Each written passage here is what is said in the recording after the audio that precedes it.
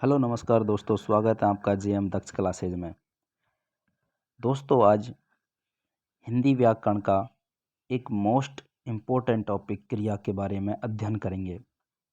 क्रिया किसे कहते हैं, क्रिया के कितने भेद हैं, इनके बारे में अध्ययन करेंगे। तो चलते हैं, क्रिया किसे कहते हैं। क्रिया किसे कहते हैं? जिन शब्दों से किसी भी कार्य या काम का करना या होना पाया जाता है उसे क्रिया कहते हैं। जिन शब्दों से किसी भी कार्य या काम, कार्य को क्या बोलते हैं? काम बोलते हैं। करना या होना पाया जाता है उसे क्रिया कहते हैं। जैसे उठना, बैठना, पढ़ना, जाना, रोना, गाना आदि, ये सभी क्या हैं? क्रिया हैं। हिंदी व्याकरण में 4 विकारी शब्द होते हैं जिसमें क्रिया भी है। क्रिया के रूप, लिंग, वचन और पुरुष कर्ता के अनुसार बदलते हैं। किसके अनुसार बदलते हैं? कर्ता के अनुसार बदलते हैं। जैसे खरगोश, भागा। क्या भाई? खरगोश भागा। अब इस खरगोश में भागा कौन है? खरगोश।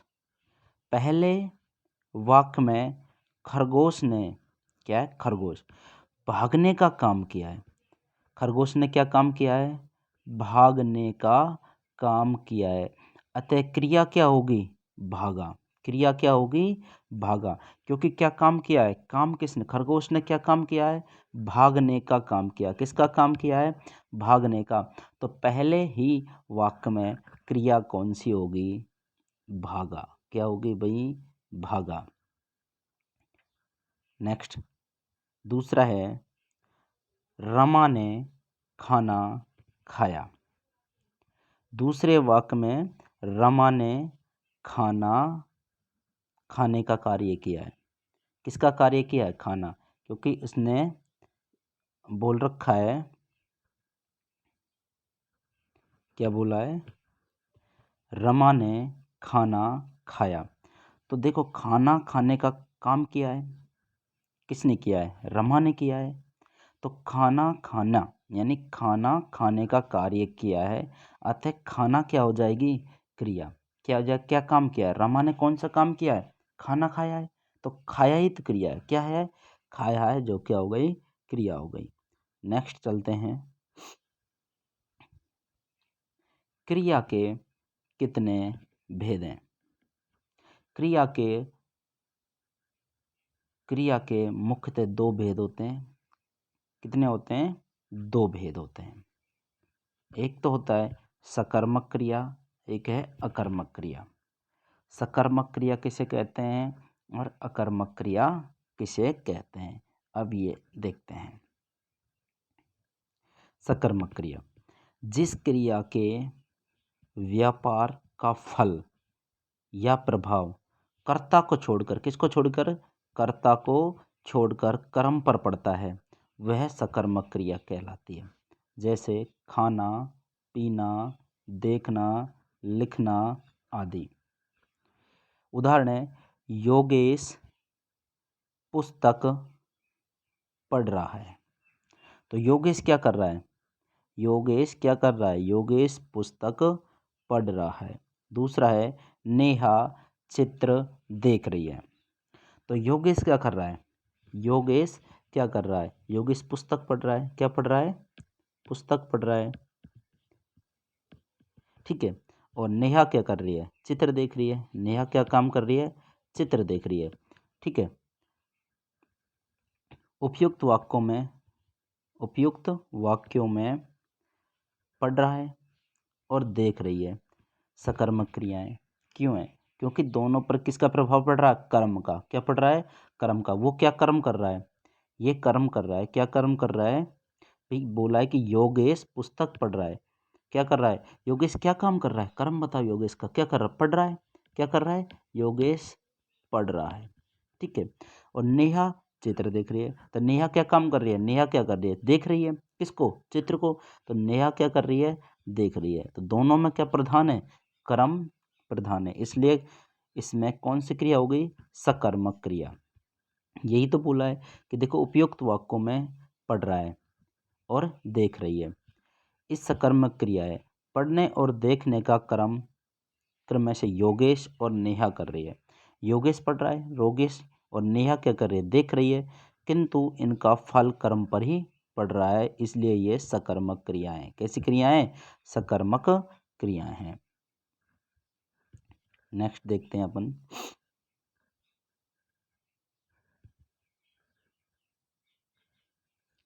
मनीषा पुस्तक पढ़ती है। तो कौन सी क्रिया हो गई? सकर्मक क्रिया हो गई। अब पढ़ते हैं अकर्मक क्रिया। जब वाक्य में प्रयुक्त क्रिया के लिए किसी कर्म की आवश्यकता नहीं होती है, फलतः कर्म के अभाव में क्रिया का फल कर्ता पर पड़ता है, तब यह क्रिया अकर्मक क्रिया कहलाती है। जैसे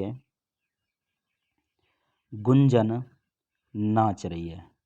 गुंजन नाचती है। तो गुंजन क्या कर रही है? नाच रही है। क्या कर रही है? नाचती है। गुंजन नाचती है तो गुंजन नाच रही है। तो नाचने का प्रभाव किस पर पड़ रहा है? गुंजन पर, कर्ता पर पड़ रहा है। तो ये कौन सी होगी? अकर्मक क्रिया। कौन सी होगी? अकर्मक क्रिया। दूसरी देखते हैं। अभिषेक। कौन? अभिषेक हंसता है। कौन हंस रहा है? हंस कौन रहा है? अभिषेक। कौन? अभिषेक। देखो सबसे बड़ी बात, अगर आपको कौन वाला आ रहा है, कौन का उत्तर वाला वाक्य है, किसका? कौन का उत्तर वाला वाक्य है, तो उसमें सब में कैसी होगी? अकर्मक क्रिया। कौन सी होगी? अकर्मक क्रिया हो गई। जैसे बिल्ली भाग रही है। कौन भाग रहा है? कौन भाग रहा है? तो बिल्ली भाग रही है। तो इसमें कौन सा हो जाएगा? अकर्मक क्रिया। दादी कुर्सी पर बैठी है। कौन बैठा है कुर्सी पर? कुर्सी पर कौन बैठा है? दादी बैठी है। कौन बैठा है? कुर्सी। मैं आपसे प्रश्न कर रहा हूँ कुर्सी पर कौन बैठ रहा है, तो उसको उत्तर दादी कुर्सी पर बैठी है। तो इसमें कौन सी क्रिया हुई? अकर्मक क्रिया हुई। शेर दहाड़ रहा है। कौन दहाड़ रहा है? शेर दहाड़ रहा है। तोता उड़ रहा है। तो कौन उड़ रहा है? तो आप क्या कह रहे हो? तोता उड़ रहा है। मैं पूछ रहा हूँ कौन उड़ रहा है? तो आप क्या कहोगे? तोता। क्या बोलोगे? तोता। तोता उड़ रहा है। तो किस पर? कर्म पर प्रभाव पड़ रहा है, सॉरी किस पर? कर्ता पर प्रभाव पड़ रहा है। और कर्ता पर प्रभाव पड़ेगा तो कौन सी क्रिया होगी? अकर्मक क्रिया। कौन सी होगी भाई? अकर्मक क्रिया। चलते हैं शब्द। जिस शब्द से काम करना या होना पाया जाए, तो वो कौन सी क्रिया? वो क्या होगा? कर्म, शब्द या क्रिया? उसको क्रिया कहते हैं, क्योंकि क्रिया की परिभाषा क्या है? किसी काम का होना या पाया जाता है, होना पाया जाता है, वो क्या होती है? क्रिया होती है। नेक्स्ट दूसरा क्वेश्चन है, जिस क्रिया के व्यापार का फल कर्ता पर पड़े, किस पर पड़े? कर्ता पर पड़े, कौन सी क्रिया कहलाएगी? अकर्मक क्रिया है। कौन सी होगी? अकर्मक क्रिया है। कर्ता कहलाता है। कर्ता कौन होता है? काम करने वाला। क्रिया का मूल रूप या काम करने वाला? काम करने वाला ही क्या होता है? कर्ता। काम करने वाला कौन होता है? कर्ता होता है। नेक्स्ट चलते हैं। कर्म के आधार पर क्रिया के भेद हैं। कर्म के आधार पर कितने? दो भेद होते हैं। एक होता है सकर्मक क्रिया और एक कौन सी होती है? अकर्मक क्रिया। कर्म के आधार पर दो प्रकार क्रिया, सकर्मक क्रिया और एक है अकर्मक क्रिया। ठीक है।